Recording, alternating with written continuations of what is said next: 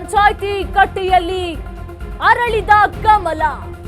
5 ಪಟ್ಟಣ ಪಂಚಾಯಿತಿ, 1 ನಗರಸಭೆಗೆ ಚುನಾವಣೆ ಆಗಿತ್ತು. ದಕ್ಷಿಣ ಕನ್ನಡ ಜಿಲ್ಲೆ, ಉತ್ತರ ಕನ್ನಡ, ರಾಯಚೂರು, ಬೆಂಗಳೂರು ಗ್ರಾಮಾಂತರ ಜಿಲ್ಲೆಯಲ್ಲಿ ಸ್ಥಳೀಯ ಚುನಾವಣೆ ನಡೆದಿತ್ತು. ಸ್ಥಳೀಯ ಚುನಾವಣೆಯಲ್ಲಿ ಬಿಜೆಪಿ ಗೆಲುವಿನ ಅಲೆ.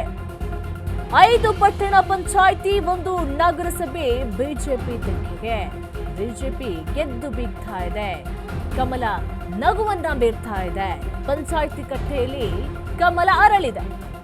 ದಕ್ಷಿಣ ಕನ್ನಡ ಜಿಲ್ಲೆ, ಉತ್ತರ ಕನ್ನಡ, ರಾಯಚೂರು, ಬೆಂಗಳೂರು ಗ್ರಾಮಾಂತರ ಜಿಲ್ಲೆಯಲ್ಲಿ ಸ್ಥಳೀಯ ಚುನಾವಣೆ ನಡೆದಿತ್ತು. ಇದರಲ್ಲಿ ಕಮಲ ಕಮಾಲನ್ನ ಮಾಡಿದೆ. 5 ಪಟ್ಟಣ ಪಂಚಾಯಿತಿ ಹಾಗೂ 1 ನಗರಸಭೆ ಬಿಜೆಪಿ ತೆಕ್ಕೆಗೆ ಬಂದ್ರೆ ಜನ ಈಗ ಸಂಭ್ರಮಾಚರಣೆಯಲ್ಲಿ ಮುಳುಗಿ ಹೋಗಿದ್ದಾರೆ.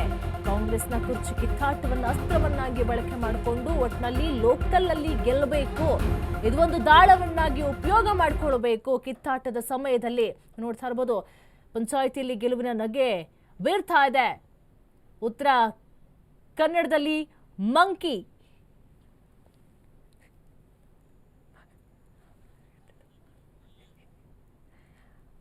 ಬೆಂಗಳೂರು ಗ್ರಾಮಾಂತರದಲ್ಲಿ ಬಾಶೆಟ್ಟಿಹಳ್ಳಿ ಬಿಜೆಪಿಗೆ ಲೋಕಲ್ ಜಯ ಬೀರ್ತಾ ಇದೆ.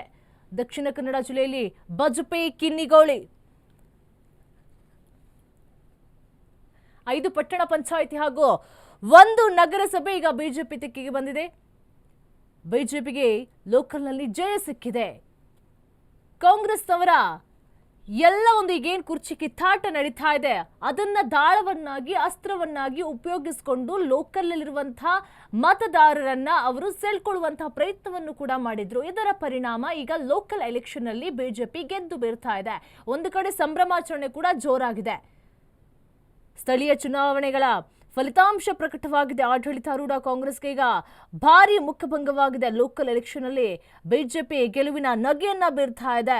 5 ಪಟ್ಟಣ ಪಂಚಾಯಿತಿ ಹಾಗೂ 1 ನಗರಸಭೆ ಚುನಾವಣೆ ಕೂಡ ನಡೆದಿತ್ತು. ದಕ್ಷಿಣ ಕನ್ನಡ ಜಿಲ್ಲೆ ಹಾಗೂ ಉತ್ತರ ಕನ್ನಡ, ರಾಯಚೂರು, ಬೆಂಗಳೂರು ಗ್ರಾಮಾಂತರ ಜಿಲ್ಲೆಯಲ್ಲಿ ಸ್ಥಳೀಯ ಚುನಾವಣೆ ಕೂಡ ನಡೆದಿರುವಂಥದ್ದು. ಸ್ಥಳೀಯ ಚುನಾವಣೆಯಲ್ಲಿ ಬಿಜೆಪಿ ಗೆಲುವಿನ ಅಲೆಯನ್ನ ಬೀರ್ತಾ ಇದೆ. ಬಿಜೆಪಿ ಹವಾ ಜೋರಾಗಿದೆ. ಕೈಯನ್ನ ಹಿಡಿದಿಲ್ಲ ಹಳ್ಳಿಗರು.